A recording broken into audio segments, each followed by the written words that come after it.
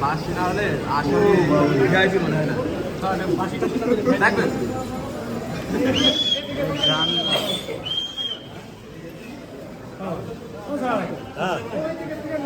যে আলোচিত মামলা গত 29/12/13 তারিখে যখন সাবেক প্রধানমন্ত্রী বেগম খালেদা জিয়া তার গুলশান বাসভবন থেকে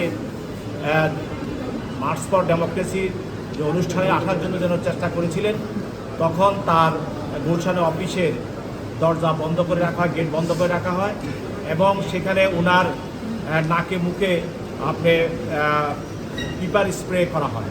এই পিপার স্প্রেটা দক্ষিণ কোরিয়া থেকে সাবেক প্রেসিডেন্ট হাসিনা আমদানি করেছিল এবং এটা মরিচের গুঁড়া দিয়ে মেশানো এমন একটি পদার্থ যার তার নাকে মুখে মারা হলে মানুষ যে কোনো সময় সেখানে তার দম বন্ধ হয়ে মারা যেতে পারে। এমন একটি পিপার স্প্রে দেশের বেগম খালেদা জিয়ার প্রতি নিক্ষেপ করা হয়েছিল এবং তিনি যেন ওখান থেকে বের হতে না পারে তার বাসভবনের চতুর্দিকে বালু ট্রাক দিয়ে তাকে আটকে রাখা হয়েছিল।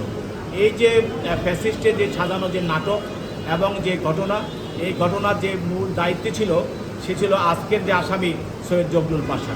তিনি জনপ্রশাসন মন্ত্রণালয়ের তখন যুগ্ম সচিব ছিলেন এবং তাকে এইটা বাস্তবায়নের তাকে দায়িত্ব দেওয়া হয়েছিল এবং তার এই ঘটনায় সেই সম্পৃক্ত থেকে এবং পুলিশ এবং আইনশৃঙ্খলা বাহিনী দিয়ে এই ঘটনা সে সাজিয়েছিল এবং তার প্রত্যক্ষ সহযোগিতায় সেটা করা হয়েছিল।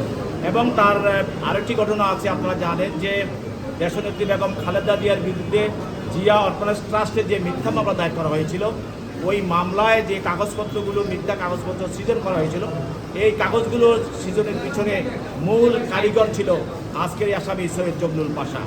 এবং সেখানে শুধু সে এই মিথ্যা কাগজপত্র তৈরি করেই শুধু ক্ষান্ত হয়নি, সে সেখানে মিথ্যা সাক্ষ্য দিয়েছিল।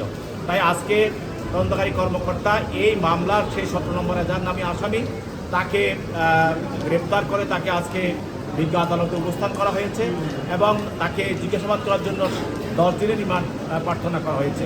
আমরা প্রসিকিউশনের পক্ষ থেকে মামলার গুরুত্ব উপস্থাপন করি এবং আসামি পক্ষ তার আইনজীবী রিমান্ড বাতিলের পূর্বক জামিন দেওয়ার জন্য তারাও তাদের যুক্তিবদ্ধ তাদের বক্তব্য তুলে ধরে। উভয় বক্তব্য শোনার পর বিজ্ঞ আদালত 7 দিন রিমান্ড মঞ্জুর করে তাকে অধিকতর জিজ্ঞাসাবাদ করার জন্য এবং মামলার কর্মকর্তার হেফাজতে প্রদান করে।